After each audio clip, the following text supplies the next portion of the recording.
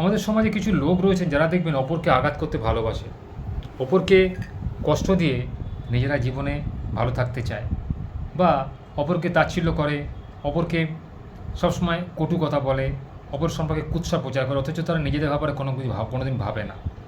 এই সমস্ত লোক আমাদের সমাজে রয়েছেন।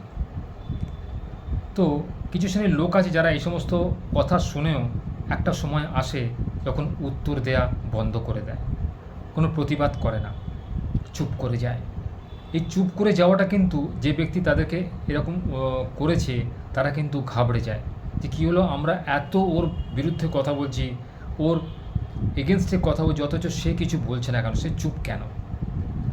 কিছু মানুষকে এটা বোঝানো খুব জরুরি যে যে তোমার উপযুক্ত নয় তার স্থান তুমি ত্যাগ করো, তার সঙ্গ তুমি পরিত্যাগ করো, তুমি তোমার পথে চলো, তুমি তোমার রাস্তায় চলো। তুমি যদি সঠিক পথে চলো, দেখবে সবাই তোমাকে একদিন না একদিন তোমাকে অনুসরণ করতে বাধ্য হবে। তুমি সৎ, তুমি পরিশ্রমী, তুমি নির্ভীক এবং তুমি সত্যবাদী।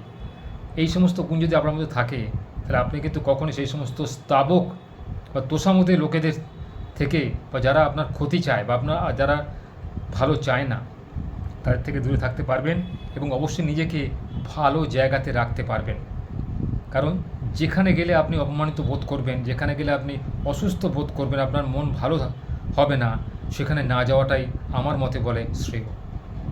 সেই সময়টা যদি আপনি কোনো ভালো কাজে ব্যয় করেন, কোনো ব্যক্তিকে সাহায্য করা, কিংবা বই পড়ে, কিংবা কোনো সামাজিক কাজকর্ম করে, বা নিজের কোনো গুরুত্বপূর্ণ কাজকর্ম করে যেগুলো অপর কেউ করতে পারবে না, তাহলে আমার মনে হয় সেটা ভালো হবে।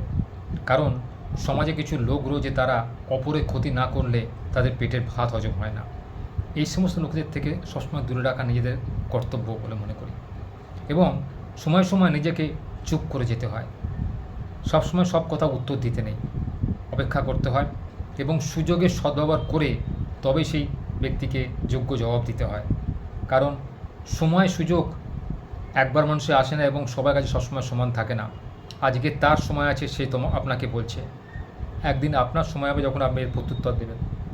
তাই চেষ্টা করবেন সবসময় কোনো কথার জবাব না দিতে, সবসময় ভেবেচিন্তে কথা বলাই আমার মতে বলে যুক্তিযুক্ত। কারণ কোন কথার কী মানে হতে পারে সেটা যদি আপনি না বুঝে বলেন, উত্তর দেন, তাহলে কিন্তু আদতে লোকসানটা আপনারই হবে।